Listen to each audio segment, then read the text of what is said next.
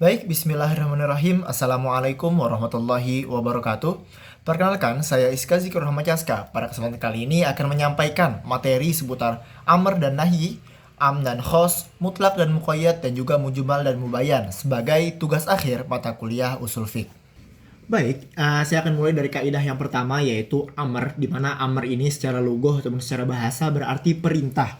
Sedangkan menurut istilah amr ini adalah suatu lafaz yang di dalamnya menunjukkan tuntutan untuk mengerjakan suatu pekerjaan dari pihak ataupun seseorang yang lebih tinggi kedudukannya kepada pihak yang lebih rendah kedudukannya. Dan juga kaidah dari amr ini yaitu al-aslu fil amri lil wujub, yang artinya pada dasarnya sesuatu yang diperintahkan adalah merupakan suatu kewajiban. Dan juga saya akan memberikan contoh dalil dari kaidah amr ini, yaitu salah satunya dalam surat Al-Baqarah ayat 43 yang berbunyi wa aqimus shalah wa atuz zakah warka'u ma'ar raki'in, yang artinya dan dirikanlah sholat, tunaikanlah zakat, dan rukuklah beserta orang-orang yang ruku.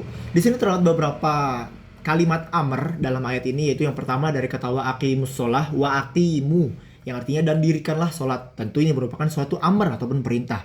Selanjutnya juga ada kata wa'atu zakah, yaitu yang artinya tunaikanlah zakat. Tentu ini merupakan suatu amr ataupun perintah juga. Dan terakhir itu ada kata-kata warka'u ma'ar raki'in, yang artinya dan rukuklah beserta orang ruku. Maka dari itu ayat ini dapat dikatakan sebagai amr ataupun perintah dari Allah Subhanahu wa taala. Kemudian contoh dalil lain yaitu yang familiar juga mungkin yang kita dengar, yaitu dalam surat Al-Isra ayat 23 yang berbunyi wabil walidaini ihsana, yang artinya dan berbuat baiklah kepada kedua orang tuamu dengan sebaik-baiknya.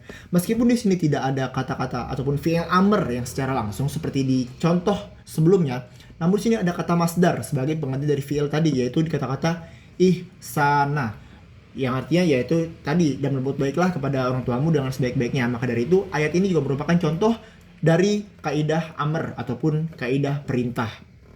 Selanjutnya, kaidah yang kedua ini merupakan lawan dari amr tadi, yaitu adalah nahi, di mana nahi ini menurut bahasa ataupun secara lugah berarti mencegah ataupun melarang, atau dalam kata lain dapat juga dikatakan sebagai al-man'u. Sedangkan menurut istilah menurut istilah nahi ini merupakan lafaz yang meminta untuk meninggalkan suatu perbuatan kepada orang lain menggunakan ucapan atau sifat yang mengharuskan. Selanjutnya, kaidah ataupun salah satu kaidah dari nahi ini sendiri yaitu al-aslu fin nahi li tahrim, yang artinya yaitu pada dasarnya larangan itu untuk mengharamkan suatu perbuatan yang dilarang. Selanjutnya yaitu contoh dalil dari nahi ini sendiri, salah satunya yaitu dalam surat Ali Imran ayat 130 yang berbunyi ya ayyuhalladzina amanu la ta'kulur riba ada'afam mudha'afah, yang artinya wahai orang-orang yang beriman, janganlah kamu memakan riba dengan berlipat ganda. Di sini telah jelas kata-kata la ta'kulur riba, janganlah kamu memakan riba. Tentu ini merupakan suatu nahi ataupun larangan kepada Allah untuk kita, yaitu ya tentu janganlah memakan ataupun mengkonsumsi riba. Contoh lain dari nahi ini yaitu salah satunya yaitu dari ayat yang mungkin familiar, sering kita dengar sebelumnya, yaitu dalam surat Al-Isra ayat 32 yang berbunyi la taqrabuz zina innahu kana fahisyah wa sa'a sabila, yang artinya janganlah kamu mendekati zina, sesungguhnya zina itu adalah perbuatan keji dan juga jalan terburuk. Di sini jelas kata-kata la taqrabuz zina, janganlah kamu mendekati zina, ini merupakan larangan ataupun nahi dari Allah Subhanahu wa taala. Selanjutnya yaitu kaidah am dan khos, di mana al-am sendiri secara lugah ataupun bahasa berarti umum. Sedangkan secara istilah, al-am merupakan suatu perkataan yang memberikan pengertian umum meliputi segala sesuatu yang terkandung dalam perkataan itu dengan tidak terbatas.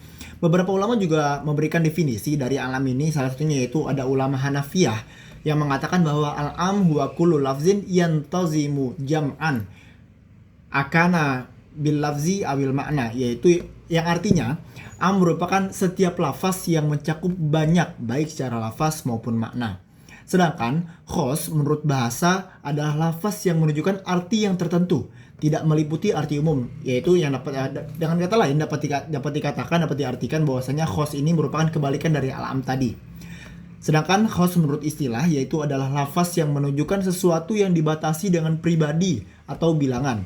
Maka dari itu dapat diartikan, dapat disimpulkan bahwasanya al-am ini nantinya berisikan dalil-dalil yang masih umum dalam pemaknaannya, yang nantinya dikhususkan atau ditaksis dengan keberadaan dalil yang bermakna lebih khusus, lebih spesifik, yaitu dari khos tadi. Sebagai contoh, yakni setelah saya baca beberapa jurnal maupun buku usul fiqh, terdapat pada surat Ali Imran ayat 97 yang berbunyi walillahi ala nasi hijjul bait, yang artinya di antara kewajiban manusia terhadap Allah adalah melaksanakan ibadah haji.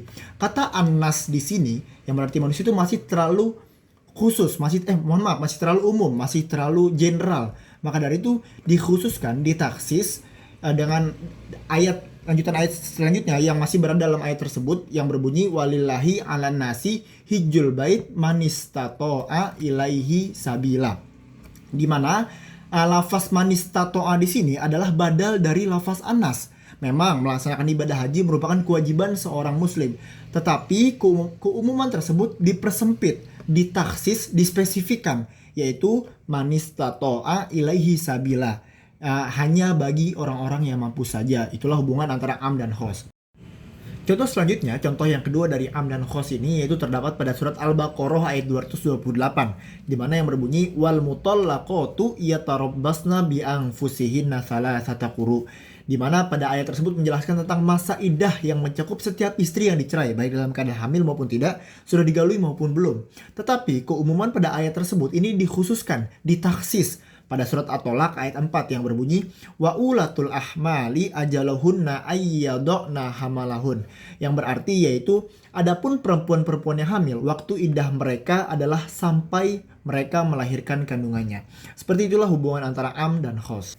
Selanjutnya yaitu ada kaidah mutlak dan muqayyad, di mana yang pertama yaitu mutlak merupakan lafaz yang menunjukkan suatu hakikat tanpa sesuatu qayyid ataupun membatas. Jadi di mana ia yang menunjukkan kepada satu individu tidak tertentu dari hakikat tersebut. Di mana lafaz mutlak ini juga biasanya pada umumnya berbentuk lafaz nakiroh dalam konteks kalimat positif. Kemudian yang kedua yaitu muqayyad. Muqayyad merupakan suatu lafaz yang menunjukkan hakikat sesuatu yang dibatasi dengan suatu pembatasan, yang dimana nantinya mempersempit keluasan artinya. Contoh dari mutlak dan muqayyad ini, yang pertama yaitu contoh dari mutlak terdapat pada surat Al-Maidah ayat 3 yang berbunyi hurrimat alaikumul maitatu wadamu walahmul khinzir, yang artinya diharamkan bagimu memakan bangkai, darah dan juga daging babi. Di mana kata dam atau darah di sini adalah mutlak, dalam artian tidak diikat oleh sifat ataupun syarat apapun. Berbeda dengan contoh dari muqayyad dalam ayat lain disebutkan tepatnya pada surat surat Al-An'am ayat 145, yaitu yang menyebutkan qul la ajidu fima uhiya ilayya muharraman ala ta'imi yata'amuhu illa ayyakuna maitata aw daman masfuha aw lahmal khinzir. Di mana yang artinya katakanlah tidak kudapati dalam apa yang diwahyukan kepadaku sesuatu yang diharamkan memakannya bagi yang ingin memakannya, kecuali daging hewan yang mati ataupun bangkai, darah yang mengalir dan juga daging babi. Di mana terdapat perbedaan dari contoh dua ayat tadi, contoh ayat mutlak dan juga muqayyad. Meskipun sama-sama terdapat lafaz dam atau darah dengan latar belakang sama juga, yaitu menjelaskan sesuatu yang diharamkan. Namun berbeda dengan ayat yang pertama tadi, lafaz dam di ayat yang kedua, di contoh ayat yang muqayyad, itu lafaz dam diikuti dan keterangan, yaitu lafaz masfuha yang artinya mengalir. Sehingga dalam ayat kedua itu darah yang diharamkan jelas bahwasanya ada darah yang mengalir. Itulah contoh perbedaan dari ayat mutlak dan juga ayat muqayyad. Baik, kaidah selanjutnya ataupun kaidah yang terakhir pada penjelasan kali ini yaitu ada mujmal dan muqayyad. Di mana yang pertama yaitu mujmal. Mujmal secara bahasa atau secara lughah berarti global atau tidak terperinci. Sedangkan menurut istilah mujmal ini terdapat beberapa redaksi yang diberikan oleh beberapa ahli usul. Salah satunya yaitu dari Hanafiyah yang mengatakan mujmal merupakan lafal yang mengandung makna secara global, di mana kejelasan maksud dan rinciannya tidak dapat diketahui dari pengertian lafal itu sendiri, melainkan melalui penjelasan dari pembuat syariat ataupun pembicara dari berita tersebut. Kemudian yaitu makna dari mubayyan, di mana secara bahasa ataupun secara lughah al-mubayyan berarti yang menjelaskan atau yang merinci. Sedangkan menurut istilah sama terdapat juga beberapa redaksi yang dikemukakan ulama usul fiqh. Salah satunya yaitu mengatakan bahwa al-mubayyan adalah upaya menyikapi makna dari suatu pembicara serta menjelaskan secara terperinci hal-hal yang tersembunyi dari pembicara tersebut kepada orang-orang yang dibebani hukum ataupun mukallaf. Berdasarkan definisi di atas tentang al-mubayyan, yaitu dapat dipahami bahwa yang dimaksud dengan mubayyan adalah suatu lafal atau perkataan yang jelas maksudnya setelah mendapatkan penjelasan dari lainnya, baik dari Allah secara langsung maupun penjelasan dari sunnah Rasulullah Shallallahu Alaihi Wasallam. Selanjutnya yaitu contoh dari mujmal dan mubayyan ini, yaitu contoh dari mujmal yang pertama ada dalam surat Al-Baqarah ayat 228 yang berbunyi wal mutallaqatu yatarabbasna bi anfusihinna salasata quru, yang artinya wanita-wanita yang ditalak hendaklah menahan diri ataupun menunggu 3 kali quru. Di mana pada ayat ini lafal quru itu dalam ayat ini bersifat mujmal. Lafal quru tadi bersifat mujmal karena secara etimologi mengandung 2 makna, yaitu haid dan juga suci. Apabila dipilih salah satu makna juga, maka harus didukung oleh dalil-dalil lain baik dari Quran, Sunnah maupun melalui ijtihad. Kemudian contoh lain dari mujmal dan mubayyan ini itu terdapat pada surat Al-Baqarah ayat 110 yang berbunyi wa aqimus shalah wa atuz zakah, yang artinya dan dirikanlah salat dan tunaikanlah zakat.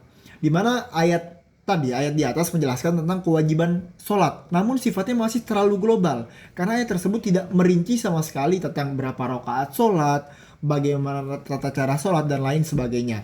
Maka dari itu datanglah hadis Rasulullah yang berfungsi untuk menjelaskan, membayan kemujmalan atau globalnya ayat tersebut, yaitu yang berbunyi shollu kama ra'aitumuni usolli, sholatlah sebagaimana kamu melihatku melakukan sholat. Hadis riwayat Bukhari dan Muslim, di mana kehadiran hadis tersebut akan menjadi bayan ataupun mubayyan nantinya atas kemujmalan ayat yang sebelumnya hadir.